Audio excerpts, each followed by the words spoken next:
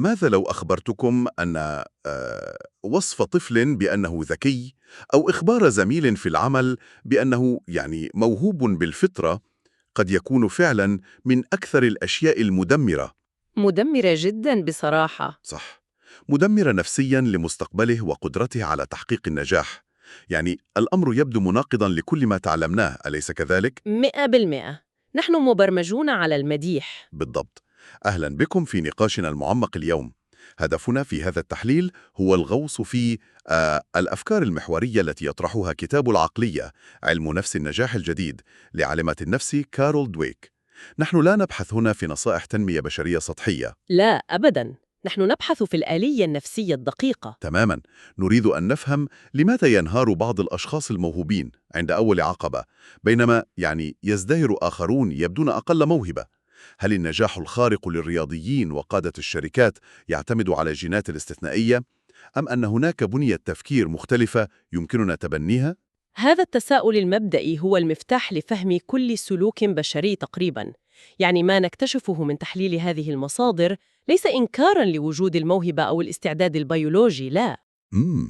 إذن الموهبة موجودة. أكيد موجودة، لكن إدراكنا بأن الموهبة وحدها مجرد نقطة انطلاق هو الأهم. الفارق الحقيقي والآلية التي تحدد مسار الحياة تكمن في الطريقة التي نفسر بها قدراتنا. هناك عدستان أساسيتان ننظر من خلالهما إلى أنفسنا: العقلية الثابتة وعقلية النمو. بالضبط. الاختلاف بينهما ليس مجرد تفاؤل وتشاؤم، بل هو اختلاف جذري في كيفية قراءة الدماغ لمعنى الجهد ومعنى الفشل. طيب، دعنا نفكك هذا قليلا، لأن التشبيه الذي يطرح في الأبحاث المتعلقة ببرامج مثل دراسات الدماغ يغير قواعد اللعب. أنا كنت دائما أتصور أن الذكاء يشبه سعة التخزين في الهاتف. القرص الصلب. نعم، مساحة ثابتة ومحددة. إذا كانت ساعتك 64 جيجا بايت فلن تصبح أبداً 128. وهذه هي المشكلة. لكن ما يطرح هنا هو أن الدماغ لا يعمل كقرص صلب، بل يعمل كالعضلة. العضلة التي تزداد كثافة وتتوسع وتصبح أقوى بالتدريب. هل أدمغتنا تتغير فيزيائياً حقاً بهذه الطريقة؟ بشكل قاطع، نعم. التشبيه بالعضلة ليس مجرد استعارة أدبية، هو وصف دقيق لظاهرة المرونة العصبية. واو. عندما نتحدث عن العقلية الثابتة، فنحن نتحدث عن أشخاص يعيشون بأسطورة القرص الصلب هذه، يعتقدون أن ذكائهم وشخصياتهم كيانات جامدة محفورة في الصخر. 100%. وما النتيجة؟ يصبح كل موقف في الحياة بمثابة اختبار لإثبات هذا الذكاء. المأساة تكمن في كيفية تعاملهم مع الفشل. لأن الفشل يعتبر إدانة؟ بالضبط. بالنسبة لصاحب العقلية الثابتة، الفشل ليس مجرد استراتيجية لم تنجح، بل إدانة للهوية. إذا رسب في اختبار، الترجمة الفورية في دماغه هي أنا غبي. وليس أنا لم أستعد جيداً. صح. مهلاً، هذا يطرح تساؤلاً جوهرياً. إذا كانت عقلية النمو تعني أن الدماغ قابل للتطور، فهل هذا يعني أن أي شخص يمكنه أن يصبح بعبقرية أينشتاين إذا بذل جهداً؟ هذا تحدي ممتاز، وهو فعلا سوء فهم شائع جدا لعقلية النمو. شوف، الأبحاث لا تدعي أن الجميع يمتلكون نفس الإمكانات البيولوجية، أو أن أي شخص سيكون أينشتاين. طيب، ماذا تقول إذن؟ تقول إن الإمكانات الحقيقية لأي إنسان غير معروفة وقابلة للتمدد. صاحب العقلية الثابتة يضع سقفاً زائفاً لنفسه. يحبس نفسه. نعم. بينما صاحب عقلية النمو يقول: أنا لا أعرف أين هو سقف قدراتي، والطريقة الوحيدة لاكتشافه هي عبر المحاولة. هو لا يضمن الوصول لمستوى أينشتاين، لكنه يضمن عدم البقاء في نقطة الصفر. هذا يفسر الكثير. وهنا نعود إلى النقطة الصادمة التي بدأنا بها الحديث. خطر المديح. هذا موضوع كبير. فعلاً. نحن نعيش في ثقافة تقدس رفع المعنويات. نعتقد أننا نبني ثقة الأطفال أو الزملاء بعبارات مثل أنت عبقري أو أنت موهوب. كيف يمكن أن يكون هذا المديح أداة تدمير بناء على دراسات كلوديا مولر؟ ما يحدث هو برمجة عكسية تماماً. دويك ومولر أجرتا تجارب كاشفة. عندما نمدح الذكاء الفطري، نحن نربط قيمة الشخص بشيء لا يملك سيطرة عليه. يعني الرسالة الخفية هي أنت مقدر لأنك ذكي ولا تحتاج للجهد. صح. وماذا يحدث عندما يواجه تحدياً حقيقياً؟ مسألة صعبة مثلاً. الدماغ يحسب المخاطر.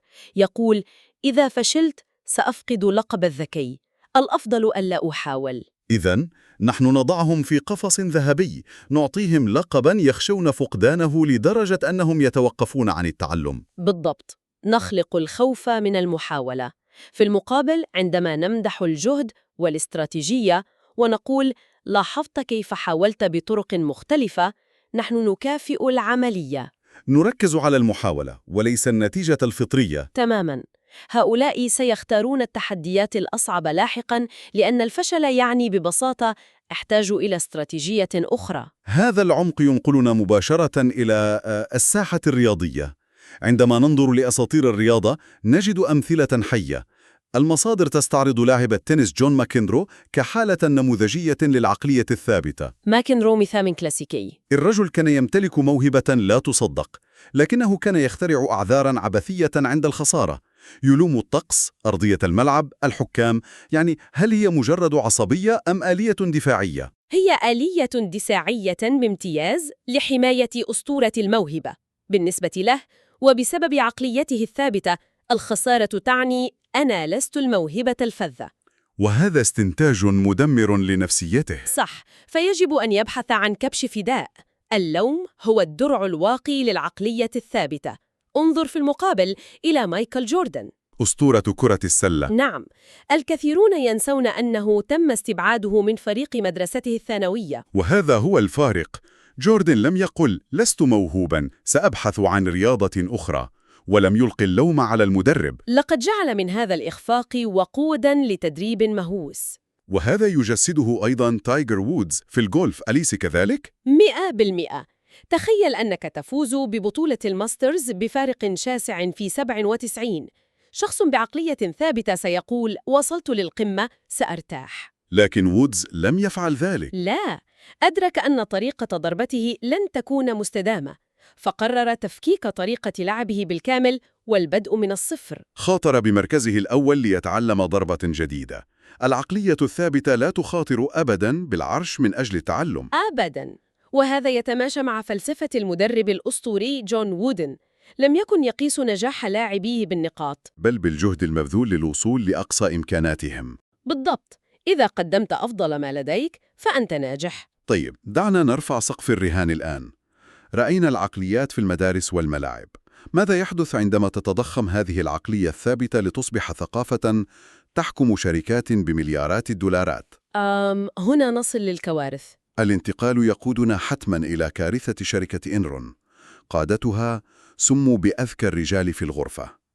كيف يمكن للبحث المهووس عن الموهبة أن يدمر شركة عملاقة؟ انهيار إنرون هو أبلغ درس. ثقافة هذه الشركة بنيت على هوس مرضي بالموهبة الفطرية. كانوا يوظفون خريجي نخبة الجامعات ويدفعون لهم مبالغ طائلة. لأنهم عباقرة. صح. ثم يطردون النسبة الأقل أداءً كل عام. الآلية هنا خطيرة. عندما تخلق بيئة مفادها أن قيمتك هي كونك العبقري الذي لا يخطئ، ارتكاب أي خطأ يعتبر انتحاراً مهنياً. بالضبط. بدلاً من تشجيع الابتكار، خلقوا بيئة من الرعب. لا يمكنك طلب المساعدة لأنك ستطرد. تماماً. لكي يحافظوا على صورتهم، بدأ الموظفون في إخفاء الخسائر وتزييف الأرقام لتجنب التعلم من الأخطاء. فضلوا إحراق الشركة وإعلان إفلاسها على الاعتراف بوجود خلل. دمرهم الهوس بالموهبة. مخيف جداً.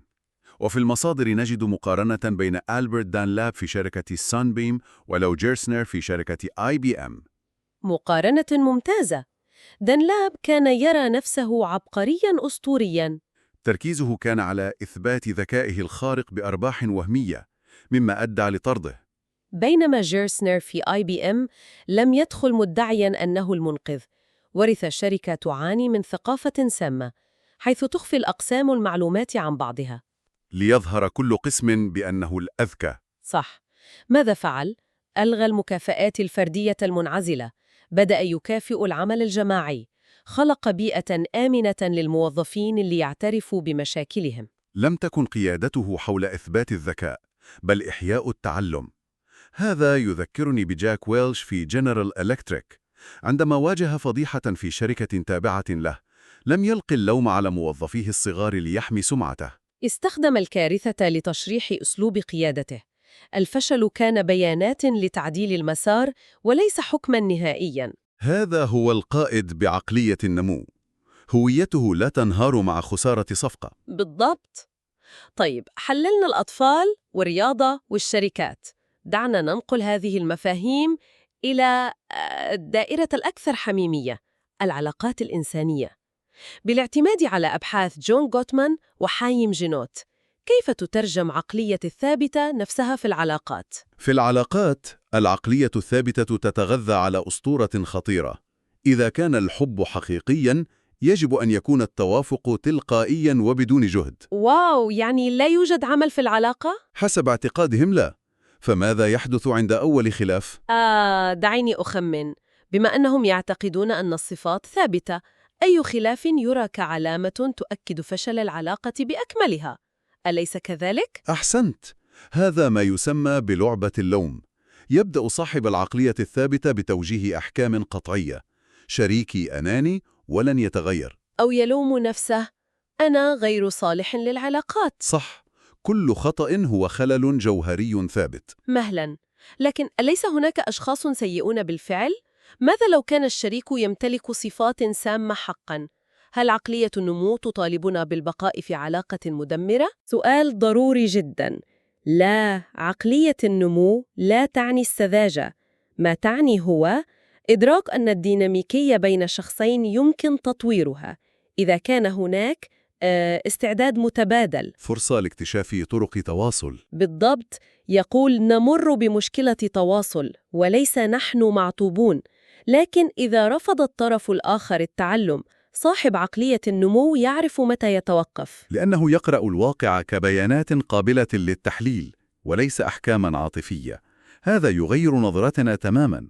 المشكلة في العقلية الثابتة أنها تحبسنا في زنزانة الأحكام المسبقة، تمنعنا من رؤية قدرة الناس على التطور. صحيح. والأمر الذي يجب أن نعيه أنه لا أحد منا يمتلك عقلية نمو خالصة بنسبة 100%. نحن جميعاً مزيج. كيف يعني؟ قد تكون مديراً تتقبل الفشل في العمل بعقلية نمو، لكنك تحمل عقلية ثابتة في تعلم لغة جديدة وتنسحب فوراً إذا أخطأت. إذن الهدف ليس المثالية. الهدف هو التقاط ذلك الصوت الداخلي للعقلية الثابتة عندما يقول: تراجع، ستبدو غبياً، والرد عليه: أنا لست غبياً، أنا في بداية منحنى التعلم. الوعي بهذا الصوت هو التحرر الفعلي. لكن قبل أن ننهي غوصنا المعمق اليوم، فكرة استفزازية أخيرة لمستمعينا: ماذا لو كنا نخدع أنفسنا؟ عقلية النمو المزيفة؟ بالضبط. نردد أنا أتعلم من أخطائي، لكننا نستمر بتكرار نفس الاستراتيجيات العقيمة دون أي تغيير في السلوك. الجهد وحده لا يكفي إذا كنت تركض في الاتجاه الخاطئ. تماماً. هل نستخدم هذه اللغة كدرع مهذب لإخفاء كسلنا؟ في المرة القادمة التي تقول فيها لنفسك أنا أنمو، اسأل نفسك بشفافية: هل أغير استراتيجيتي فعلاً؟ أم أرتدي قناع النمو لأخفي عقليتي الثابتة التي تخشى المجهول؟